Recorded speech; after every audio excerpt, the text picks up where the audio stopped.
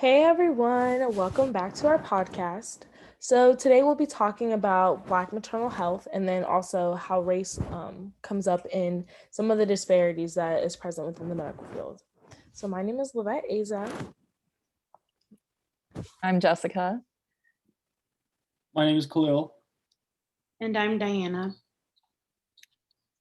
All right. And yeah, like Lavette said, we'll be talking about Black maternal health. I think it's interesting in terms of, I know one of the other groups, media projects, recently talked about like stereotypes surrounding Black motherhood. And I thought that was interesting to like look at that in like more of a scientific kind of lens too, like to show that there's like it goes further than just being stereotypes. Like it has physical impacts on people and can sometimes be a matter of life and death. um, I know there's a statistic that I have here. The CDC says that for every 100,000 white women, there's an average of 13 pregnancy-related deaths, whereas for every 100,000 Black women, there are 41 pregnancy-related deaths. So that's like 3 times as much. And then that's only like talking about deaths too. That doesn't even take into account all the other like health issues that can happen with pregnancy, including with the mother and the child.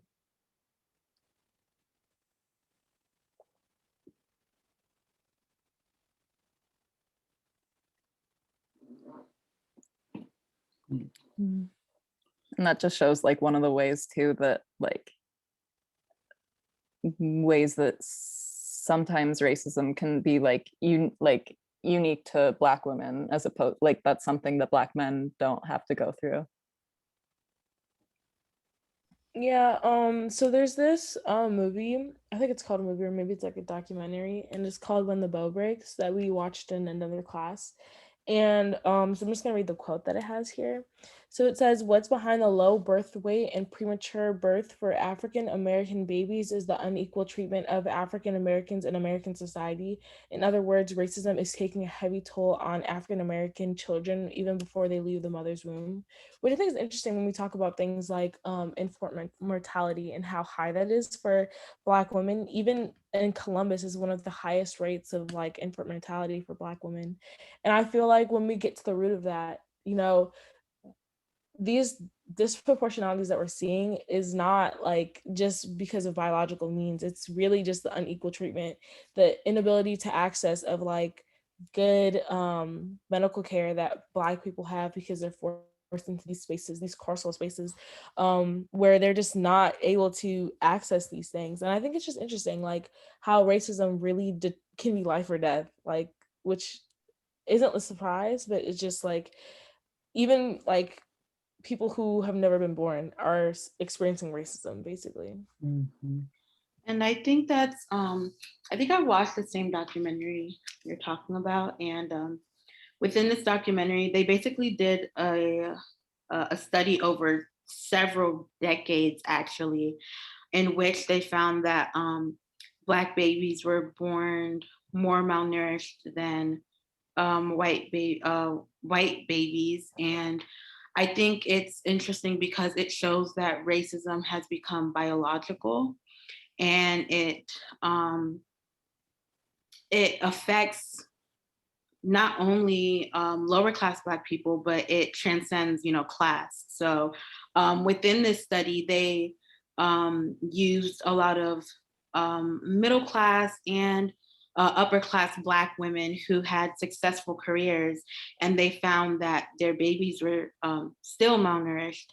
And so I think it's important to acknowledge just how much racism affects like generations to come, because the fact that it's a biological warfare is actually absolutely insane, yeah.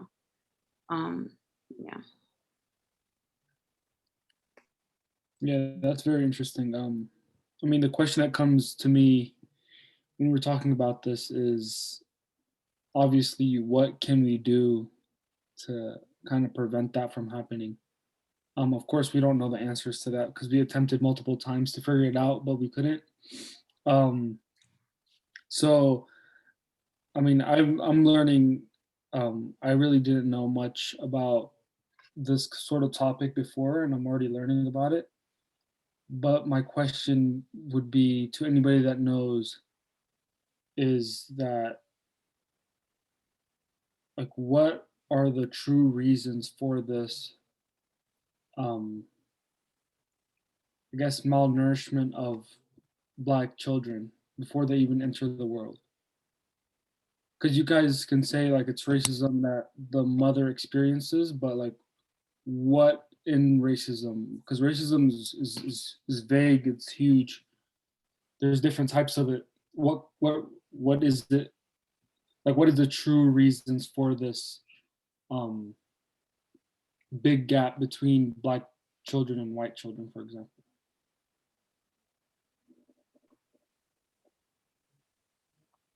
Oh, Dan, I don't know if you want to go.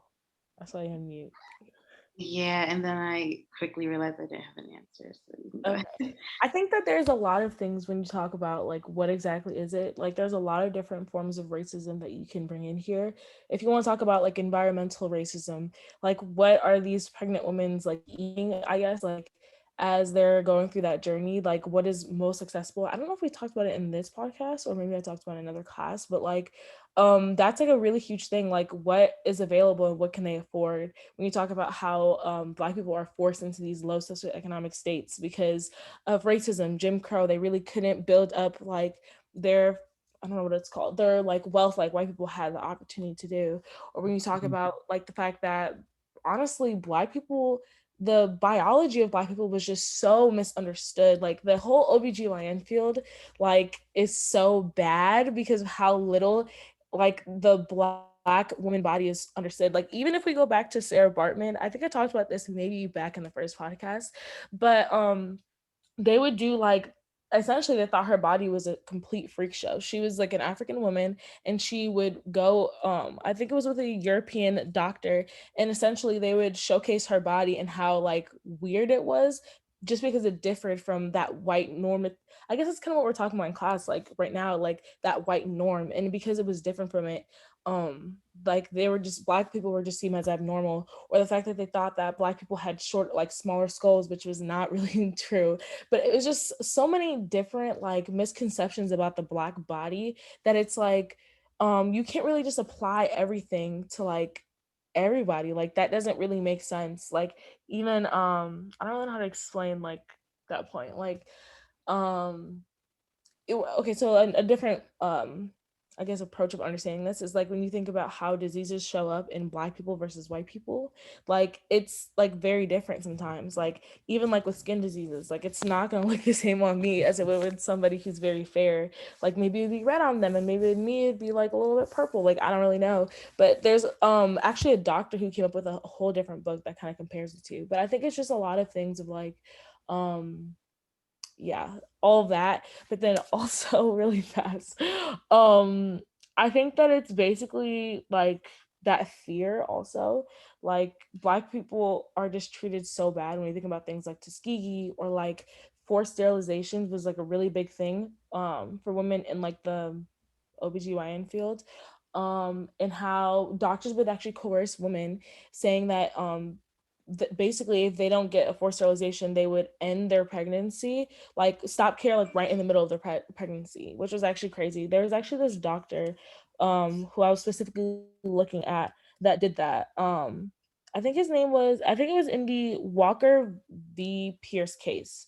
And he would coerce women into getting sterilizations by threatening like either whether it's removing welfare benefits, and like of course a lot of Black people are forced into these poor spaces, or like ending medical care. So it's kind of like, you know, these poor Black people are subject to like racism and class privilege. I know I talked forever, but yes.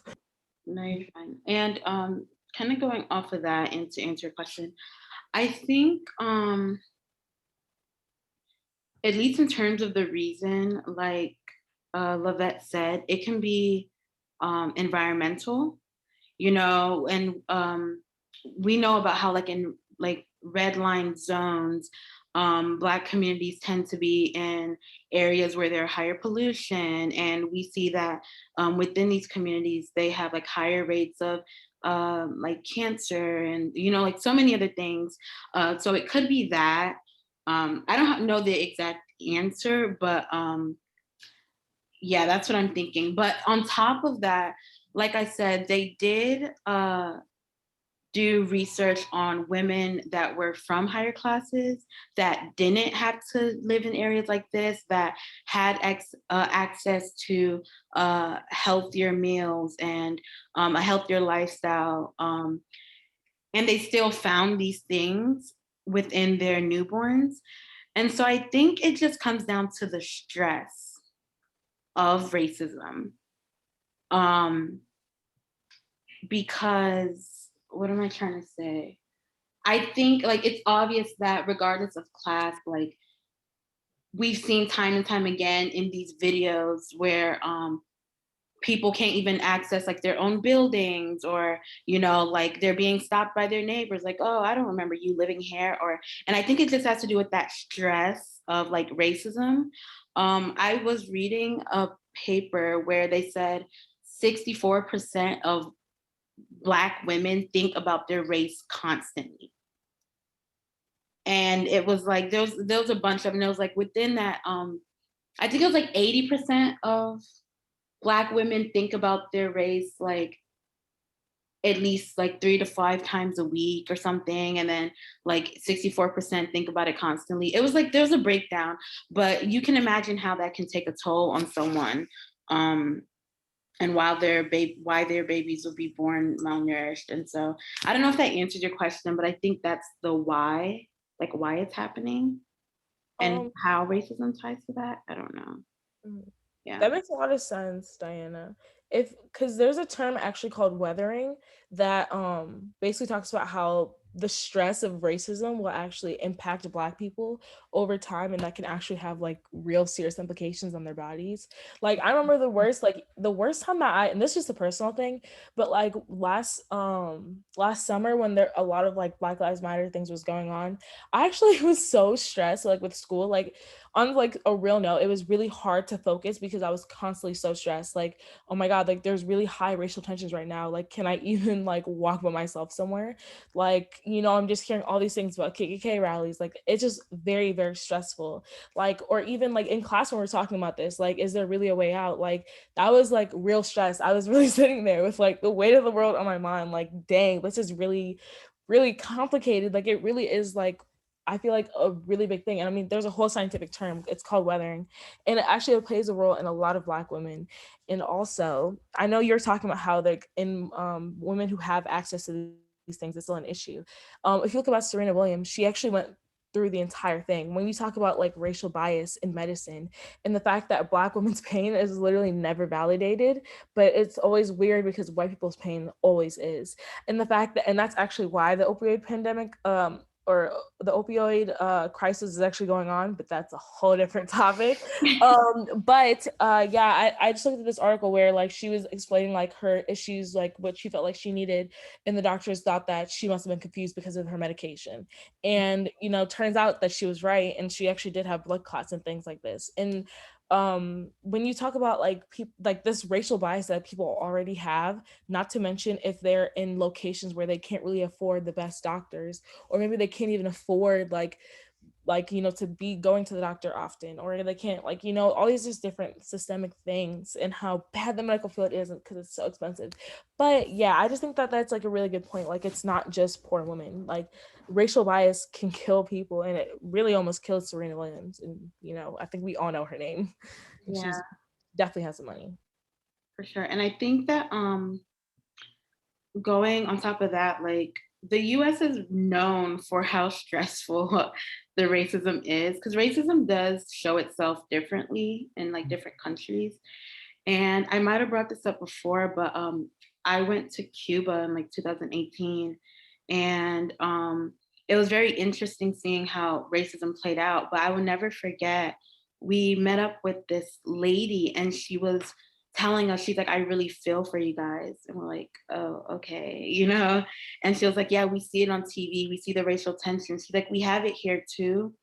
But the difference is like, I'm not afraid when my son's out at night. She's like, I can sleep at night knowing my son's out. But in the US, I don't think I could. And the reason I bring that up is because within this documentary that we're speaking of, they talked about how they also did a study on African women that came over to the United States. And they found that when the African women had babies, they actually gave birth to healthier babies that were around the same weight, if not heavier than these white children. But then they found that that child went right back to, because of the racism that that child endured within the United States, um, as a first generation kid, that child would have a baby that was malnourished. I don't know if that makes sense. So if you think like an African mother, she has a baby, the baby's healthy. That baby, let's say it's a girl, has a baby, her baby's not healthy.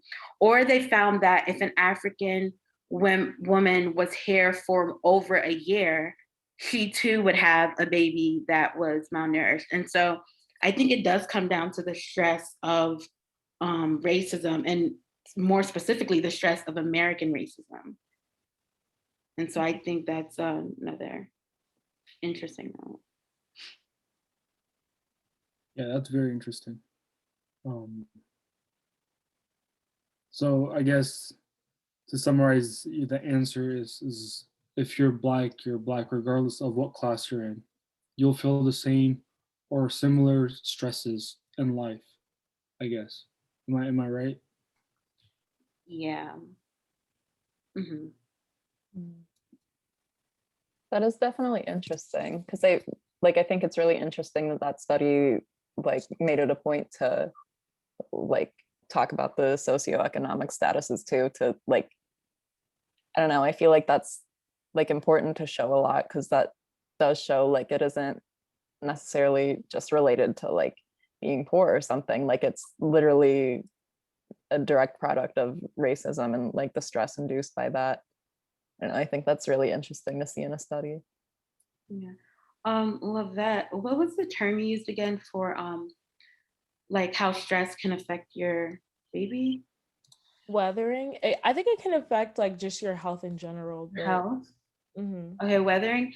I know that OSU has an entire class that uh delves into weathering, and they talk about maybe not for the entire class, but at least a majority of the class, they talk about how um you can literally determine the rest of your baby's life within the womb, whether it's like your class or like the stresses you go through. Like some people are more likely to have babies with ADHD because they're super stressed out, or like mothers that still have to work and carry 1 to 2 jobs. Like it affects the baby in like many different ways. And so I think it's only makes sense that like for not only Black women, but for a lot of minorities, that they would be affected, that their children would be affected by their environment,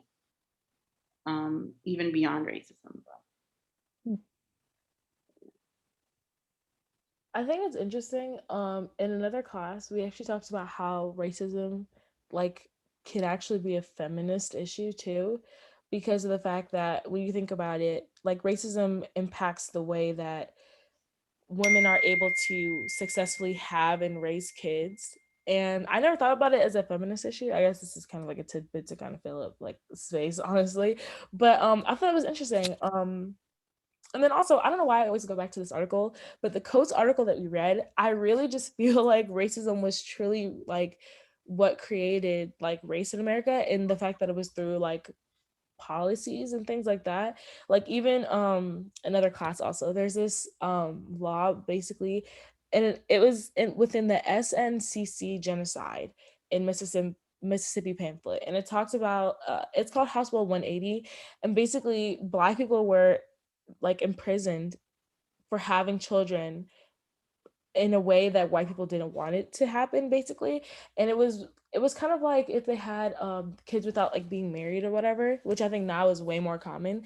But I think that's just interesting, like when you think about how like that stuff is regulated. Like you can really go to prison for not having a kid because of the way that someone wants you to. And you think, if you think about it, like, where's that child gonna go? Like, that kind of brings up more issues for, like, okay, now how do we, like, raise these kids without parents because of just this law that didn't really even make sense to begin with, or the fact that so there's this different article I read too, and so I think we all know Eric Gardner, like the person who was like obviously a victim of police brutality, and how his sister Erica Gardner, Erica, I think it was his sister, but she basically was declared dead or brain dead after he was, oh, that was her dad, I believe, was Daughter. killed. She was declared brain dead, and it resulted in her leaving a child. And they were talking in this article, was talking about weathering and how, like, well, she already had her child and everything like that. It really was like the stress of like racism that like played a role in the fact that this woman was really declared brain dead. And I think that's really crazy when you think about how many children won't grow up with like parents, like whether it's just a mom or a dad or whatever. Like a lot of women are like really taking a toll like from this, from weathering, and how like anti-blackness really is like even creating more of that distinction between black and white, and it almost like enforces like who can have kids, like, and what, it's kind of like the property thing we're talking about, like who has the ability to really like gain like a family, like, and actually live a comfortable like lifestyle. I hope that makes sense. But Yeah. You mentioned something earlier. You said racism also affects, I'm quoting this very, very loosely, feminism and how it affects how women raise their kids, right? I think that's yeah, interesting because there's this conversation of surveillance that goes on within the Black household. Um, surveillance, actually, scratch what I said, surveillance that goes on within not just healthcare, but any type of like entity where like a Black person is in public, that has to do with like public records or just like living and existing in society. And within this topic of surveillance, they talk about, hold on, let me pull it up. Where is it? Okay, so let's say you go to like a doctor's office, or you're looking for a therapist, or you need like help with food stamps or whatnot. They found that Black women would be questioned so much harsher than a white woman. Like, so what are you gonna do with the money? Or like, um, I don't know, they would just be questioned harsher.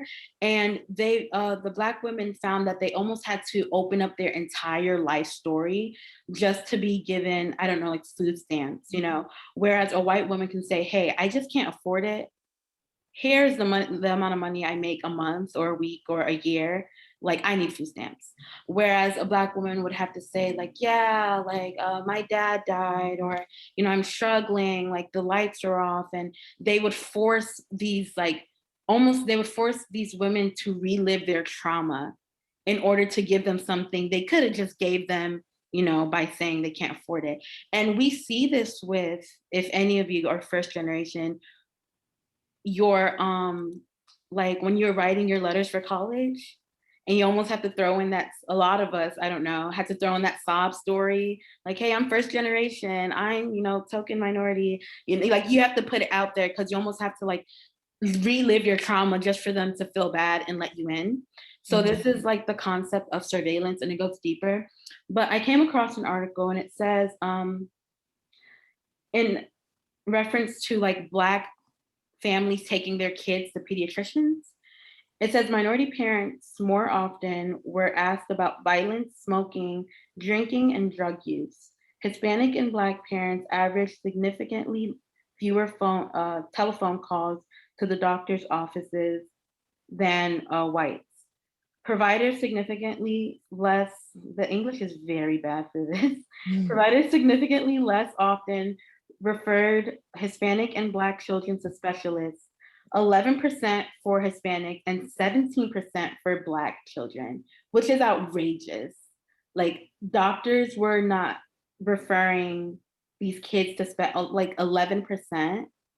You know what I mean? There's so much that can go missing. And so I think the concept of surveillance is also important because it ties into why Black women, to be very specific, don't trust healthcare, because it's almost like you have to relive your trauma just to be given the bare minimum, and even the bare minimum, amounts to nothing. Um, so yeah, I thought that was something to add. And then on top of that, it's like, I don't know, it's almost a timeline. I feel like we could create a timeline with this conversation, from like a mother giving birth to her child, and then, her child growing up. And even then, she can't provide the care that she wishes she could, because the system is also against her child when the child is a newborn, when the child is in the stomach, when the child's growing up, and it's just a cycle that needs to be broken. But as we said, it's very hard to come up with the solution. Mhm.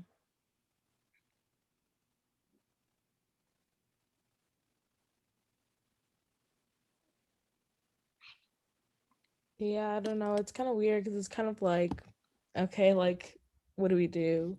Like, now that, like, even if, because I mean, some people aren't going to recognize this as like a thing, but like, I think people are starting to do more research on like health disparities in like this type of stuff. But it's like, okay, but like, so we have the data, like, again, in the words of our professor, like, what is to be done? Like, what do we do? Out there? I look at this question every class, but it's just like, what do you do now? Like, I don't know.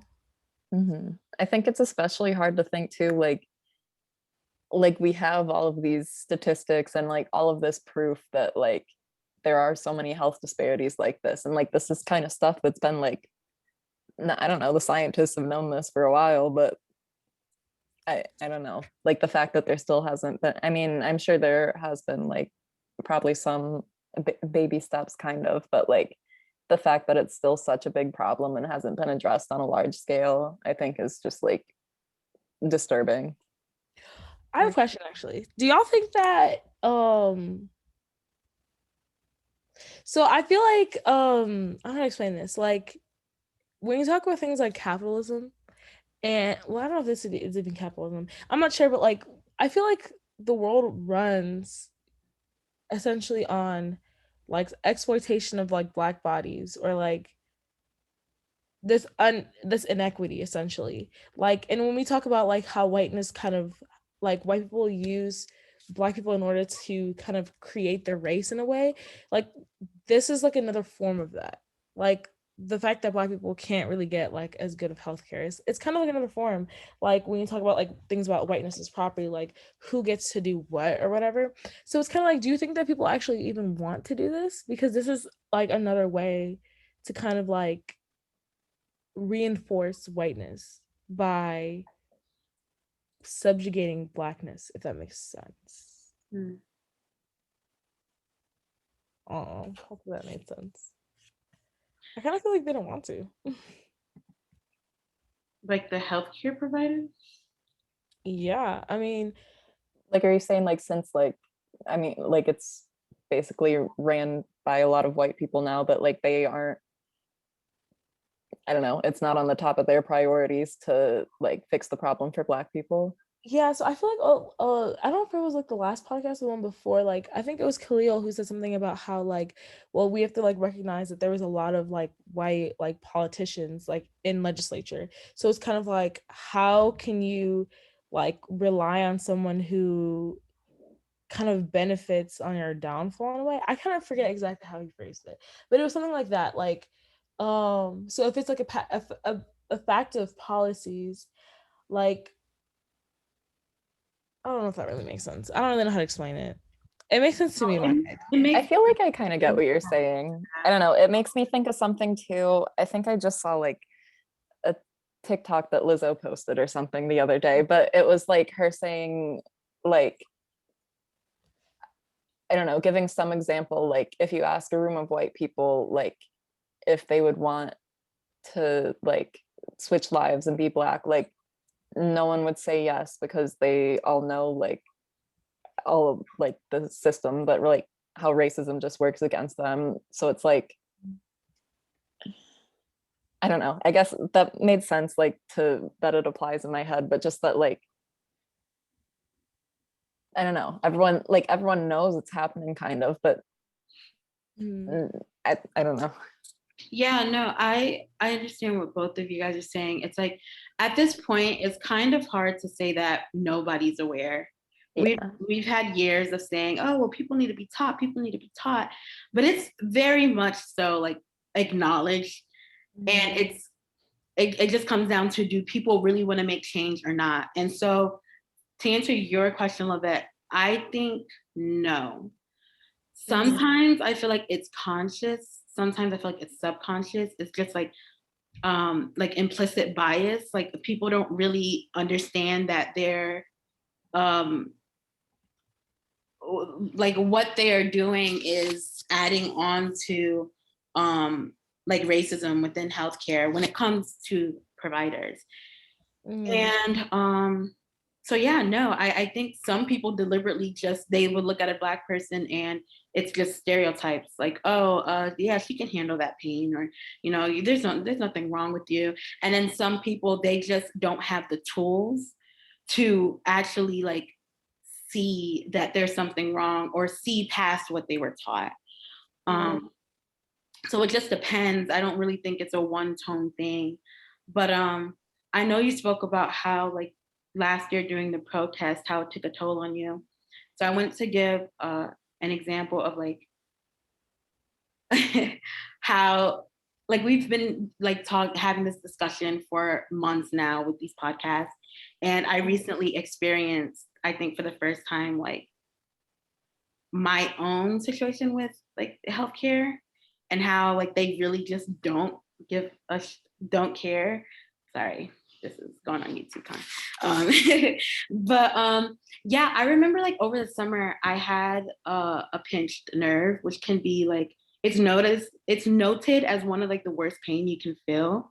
And I went to the hospital, I went to the ER, and the lady literally talked me out of saying that I was in pain. Like she literally like brought me to the corner and she's like, hey, like, if you say that, they're gonna have to give you a bunch of scans. And honestly, I just like, I don't know, like I had a pinched nerve when, I was pregnant. She's just telling me these things. And because I was telling her that it was paired with like chest pain. She's like, yeah, you don't want to tell them that. You're just gonna waste your time here, like yada, yada, yada. And I'm like, you know what? Sure, whatever. I'm not gonna say it. But when I left, I'm like, did you really just talk me out of saying that like I was in pain? It was just ridiculous. I don't know. And then more recently, and more seriously, about like a week and a half ago, I had like really bad nosebleed that did not stop for like 3 days straight. It was just a constant flow of blood that did not stop. And I went to like OSU, Wexner, and I kid you not, I was waiting for hours. And then she like looked up my nose. She didn't do anything. And she's like, yeah, you're good. And then she leaves the room. Nothing, like no questions, no anything. And I remember calling my brother and I'm like, dude, like she's gone to school for over 8 years. She knows I'm okay, but I don't know I'm okay. The least she could have done was tell me, you know? So they like discharged me and my nose is bleeding again. So I go to a different hospital, and they, same thing. They're like, oh, you're fine. Like we'll give you like, here's a saline, put it up your nose or something. You'll be fine. And so they're about to discharge me. They give me my papers, and I just had a gut feeling like, you know what? Don't leave until they do something. So I asked them, I was like, hey, can you at least like just blood work or something? Like, there's no way in hell it's normal for my nose to be bleeding for days straight nonstop. And they did so. And he came back into the room. His face was like a ghost. And he's like, yeah, LOL. Like, you have leukemia. That's nice. And I'm like, dude, you guys almost let me go home. You told me I was perfectly fine. And it was just crazy. And I really thought of you guys when this happened. I'm like, I've been talking about this for weeks, and there's no way you guys almost sent me home. Like, oh yeah, no, you're fine. Like, shove this up your nose. And so it's just, to answer your question, absolutely not. I really do not think they care.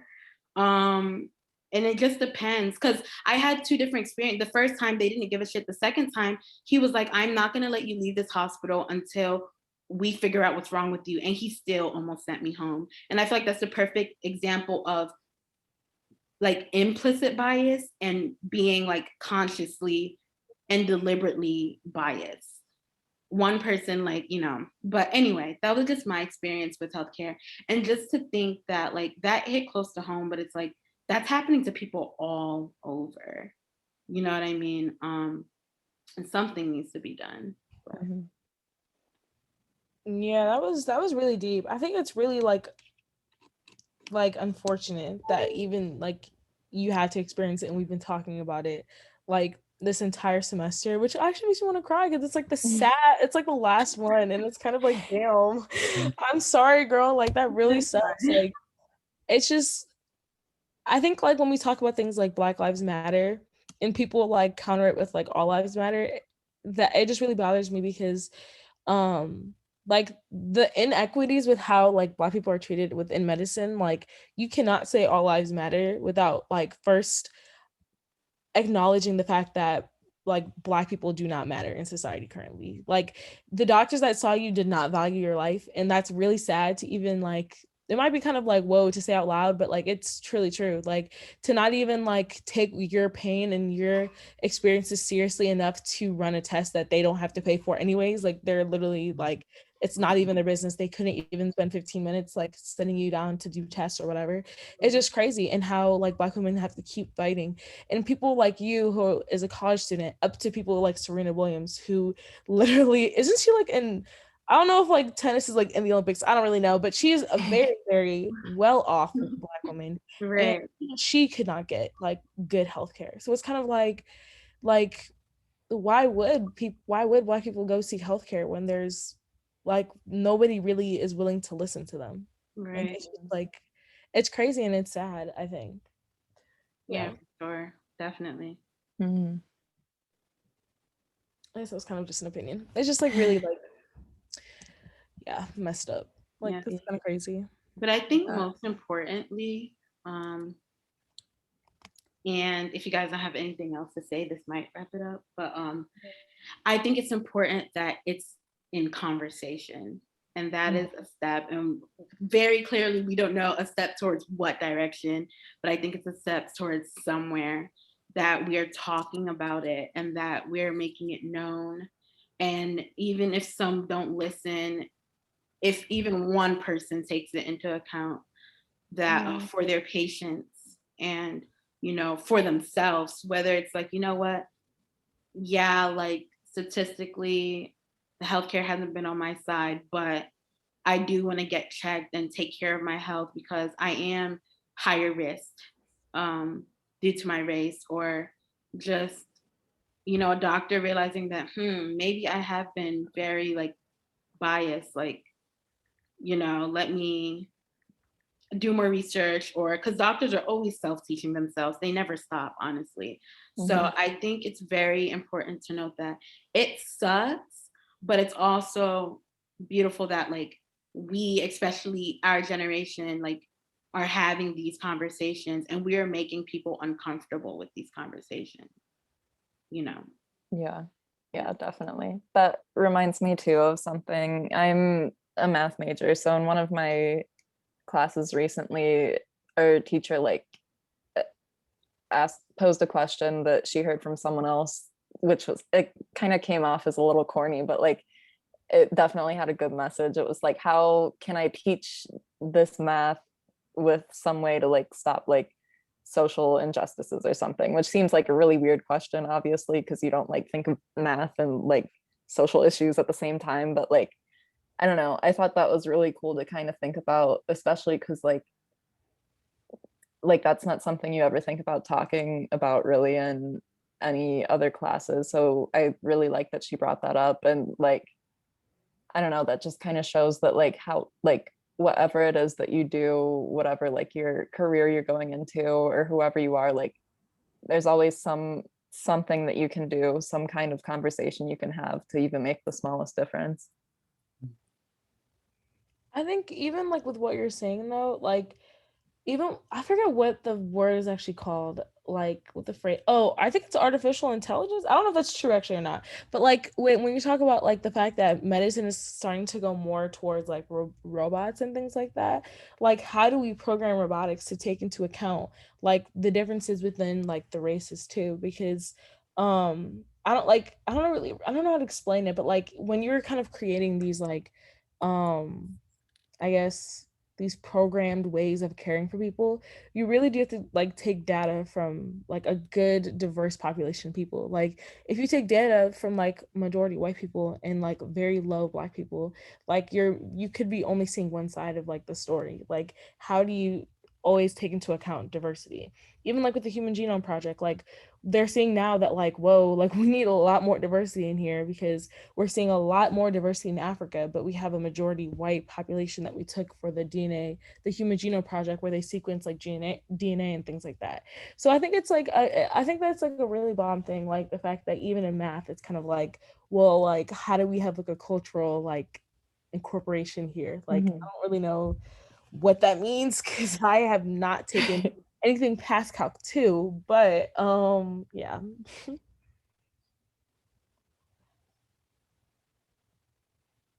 that's all I had. I don't know if anyone else has any like last sentiments. Well, if not, thank you so much, y'all, for sticking with us as we try to understand this really crazy world that we live in. I mean, it's been fun. I've had a lot of fun talking with y'all. I'm actually sad that this podcast is over because this has been a lot of fun to just theorize race.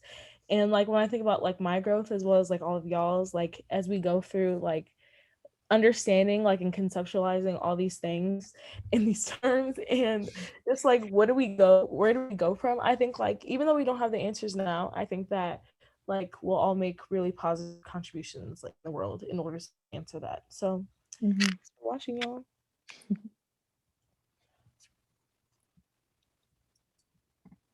Oh, God.